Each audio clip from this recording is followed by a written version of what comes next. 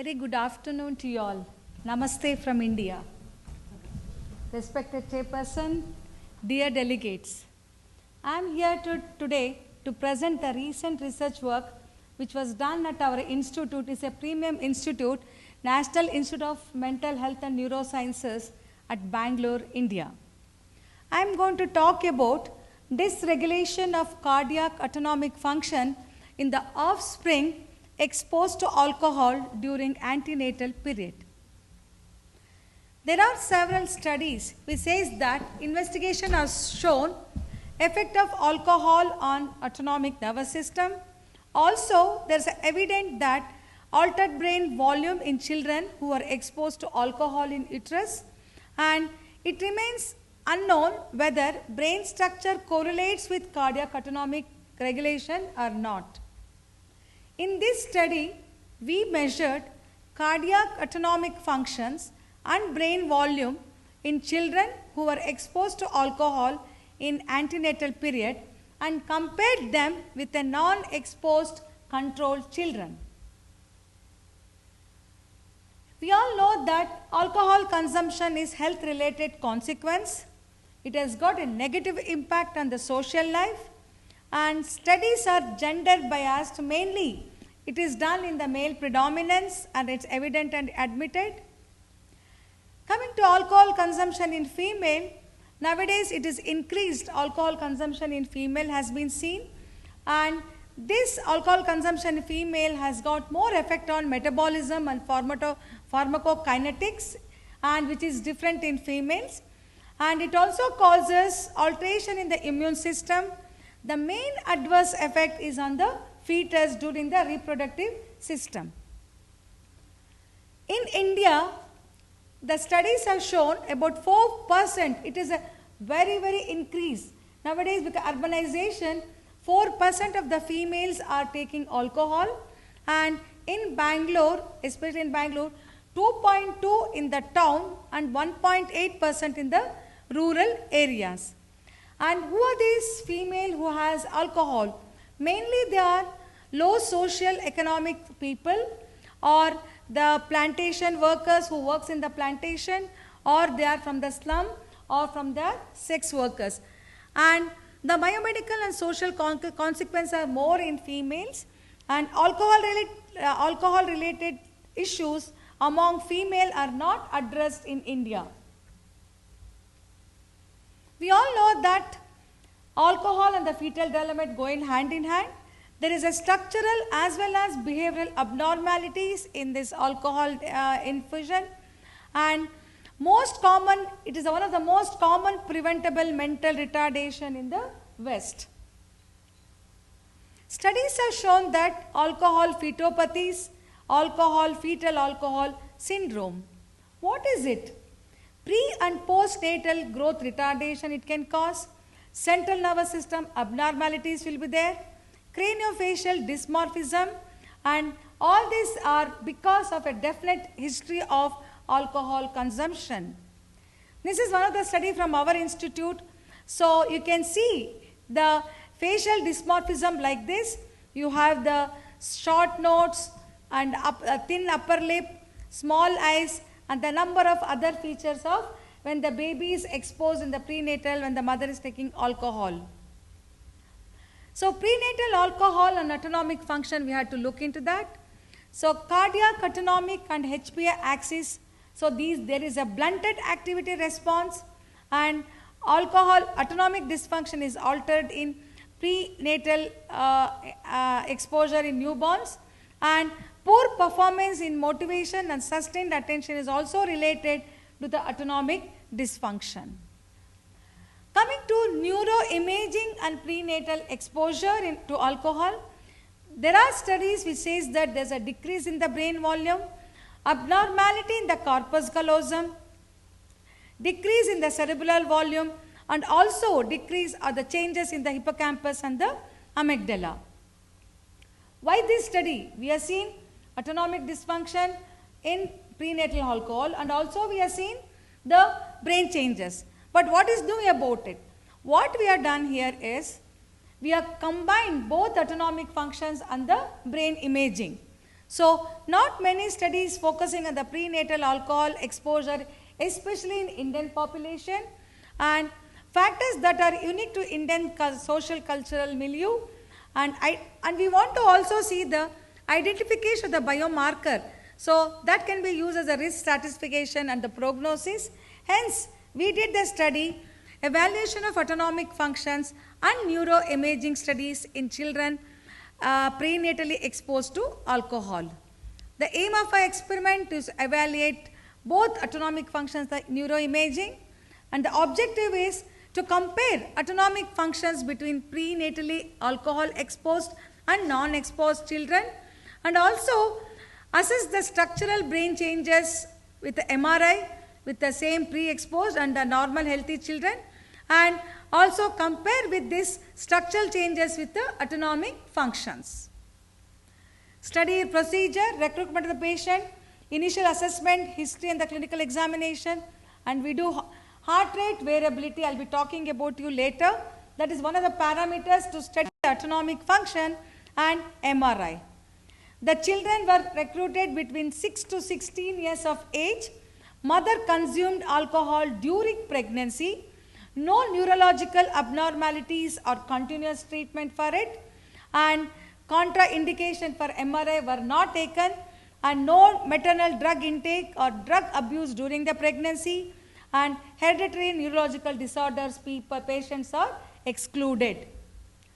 And coming to the control, these again they are 6 to 16 years, mother not consumed alcohol during pregnancy, no drug intake and no maternal drug intake or the drug abuse during the pregnancy. So, these children were considered as a healthy volunteers. So, we could get 28 stood as children. You know, it was such a difficult for us. I think we almost reviewed 176 mothers to know whether complete history. With the inclusion and exclusion criteria, we could get only 28. Even if they agree, finally they will not come. They will not send the children for MRI, because MRI they have to be there 45 minutes with lot of noise. So, lot of dropouts were there. We could complete only 28 children, and it's compared with the 30 non-exposed volunteers. Here also we have taken care that where is the patient is from. If they are from slum, we have taken one student or one candidate from the slum. If they are sex workers, we have taken the sex worker. We cannot take the healthy volunteers for our children where socioeconomic status will be different, then it will be biased. So, we have taken such a stringent comparison, the same level of IQ, other things we have taken, and we have done this study. HRV parameter recorded by the time and the frequency domain analysis, and MRI was done as per the standard protocol, and data was analyzed using both manual and automated methods. If I have few time, I can talk about autonomic nervous system. Okay. You know, autonomic nervous system is an ultimate survival mission of the man. I always say this autonomic nervous system is the unsung hero of the body. We never comment on autonomic nervous system, but this is very, very vital to our life. So, it's an extensive neuronal network. The main function of autonomic nervous system is to maintain the visceral, that is the internal milieu or the visceral function. In this picture you can see, starting from the eye up to the rectum, you see it has got branches, tentacles. So, each and every part of the body is supplied by the autonomic nervous system. It has got central part and the peripheral part. The central part includes the insula, medial prefrontal cortex, hypothalamus, amygdala, and the peripheral component sympathetic and the parasympathetic nervous system. And in this figure you can see the division of the peripheral system, parasympathetic system, which is always rest and the digest. That's why we see, if you heard of yoga, you know, it's an ancient Indian traditional kind of a therapy of yoga. In yoga people, you have more of a parasympathetic activity compared to the sympathetic activity. And the sympathetic activities always either you fight or you run away from the place. So, sympathetic is thoracolumbar, which starts from the T1 to L2 from here to here, and the parasympathetic is craniosacral. The cranial nerve 3, 7, 9 and 10 are the cranial part, and S2 to S4 are the sacral part of the parasympathetic. Okay, with this background, how do you assess autonomic function?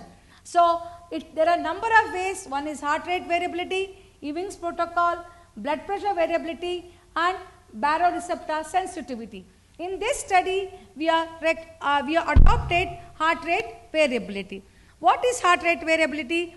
It is the distance between from one hour to another hour.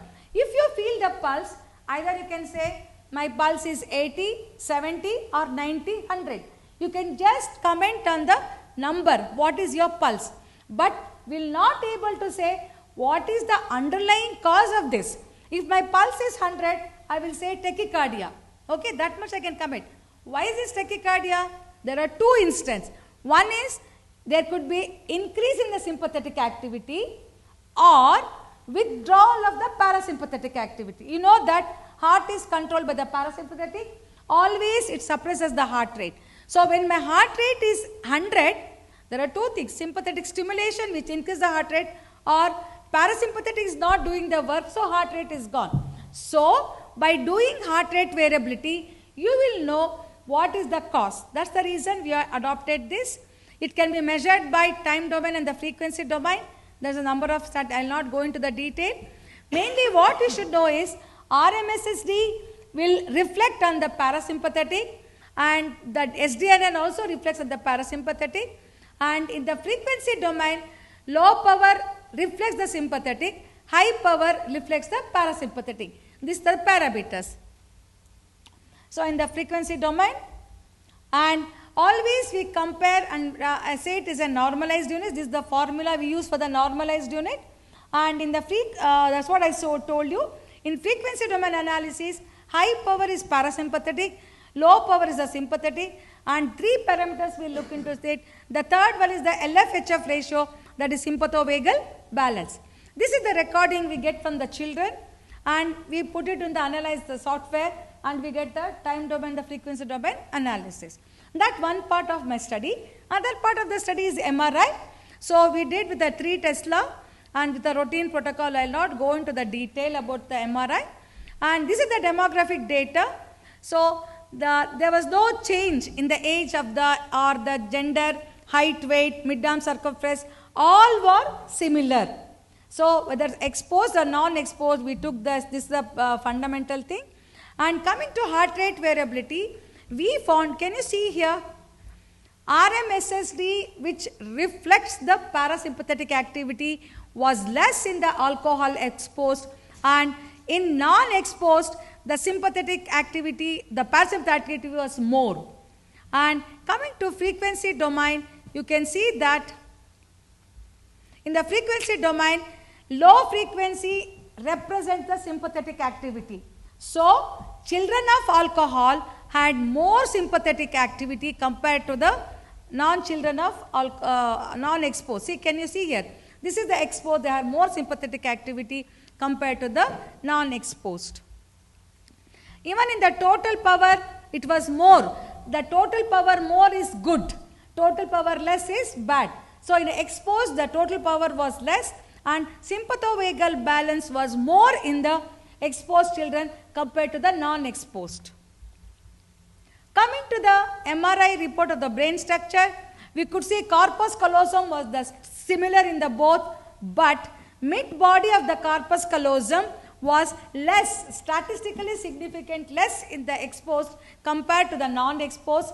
What is this important for? That's where the interconnection of the left and the right side will connection will be there, and you have the IQ will be less in these patients. I am not giving a data of the, we did the neuropsychological assessment also, but in this presentation I am not doing it. So we could see the decreased gray matter in the exposed people and decreased thalamus also, and when we compared with the autonomic function, there was a thalamic volume was less with the increase in the low frequency. That means more sympathetic activity. To summary of the result, increase in sympathetic activity in the exposure, decrease in the parasympathetic activity, there was an increase in sympathovagal balance coming to the autonomic function. Coming to the brain structure, no change in the total callosal volume, decrease in the mid body of the corpus callosum, decrease in the right fusion gyrus, and decrease in the total power correlated with the change in the thalamus. So, these children are, as I mentioned earlier, they are from the low social economic strata, lack of awareness, social stigma. More of the people, mother were unemployment or divorced mother, and we see that altered autonomic dysfunction in the exposed children, increased sympathetic output, and decrease in the parasympathetic activity. What is this leads to? This leads to increased cardiac risk in the patient, and also because of increased sympathetic activity, there will be implication of the behavioral problem, and so this reactivity can challenge the explode in the future. The brain changes, the total brain changes, there was no change, and what we could see is change in the corpus callosum. Because of that, it affects the interhemispheric transformation of the information, and you have alteration in the fusiform gyrus, so that number and the word ability may be affected. These tests we did as a psychological assessment.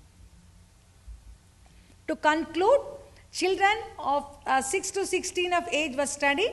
No difference in the head circumference or total brain volume. HRV showed significant decrease in the sympathetic, increased sympathetic function, and sympathovagal balance was increased. And the positive correlation was noted with parasympathetic parameters with cingulate gyrus volume, and positive correlation with the LF, that is the sympathetic activity, and the amygdala volume. So, neuroimaging data supports the notion that structural aberration in amygdala and cingulate gyrus might have a role in dysregulation of the cardiac autonomic function. In one of the slides, I showed you the central autonomic network was the cingulate gyrus and the amygdala. So, there is a volume changes, hence we have the autonomic dysfunction. Further prospective studies are noted to confirm the causal relationship between antenatal alcohol exposure and brain volume changes in the autonomic dysregulation. So, this study provides evidence for the long-standing effect of antenatal exposure of alcohol on the cardiac autonomic dysregulation. What were the limitation of our study? I don't say that it's a completely best. The limitation was issue with alcohol history, it was inconsistent. We asked, because the child is 6 years, we had mother has to recollect about 6 years back, 10 years back, how she was, what was the drug. And regarding the tobacco, even the tobacco also have the influence on the autonomic function. And issues with autonomic function, whether the parent, we should have done the parent's autonomic function also to say about the child. And also prenatal, postnatal environment also affects. Prenatally they're stressed, postnatally they would have better. So these are the limitation of our study, and more sample size, we have done only 28. Maybe if you do larger study, we can come to conclusion. So with this, I will end my talk with a quote. Patience with family is love. Patience with others is respect. Patience with the self is confidence. Patience with God is faith. Thank you, dear. Thank you, one and all. Any questions I can take? Yes. Thank you, Smita. Sure, we can take one short one. Yes, it's a very interesting study, and I would like to ask you, in any case in MRI, you sort of want to picture MRS. So did you find any change in when it comes to cingulate gyrus, amygdala, and hippocampal atrophy? That means cells are dying. So you saw them like NSH or aspartic acid or substance like creatine, phosphocreatine, high energy phospholipid metabolites. I saw in one of your pictures you were showing, but you didn't mention about that. Correct. We just looked into the volume. We never mentioned this. That's what I said. This is the big study. We are doing it. Part of the study I've just mentioned about, we compared the brain volume to the autonomic function. No chemical changes, nothing. We just did the brain volume. Especially we looked into amygdala, cingulate gyrus, corpus callosum. So these cells are dying there, right? These are the? This tissue is dying there, right? Yeah, volume is reduced. Volume is because of the time, right? May not, I don't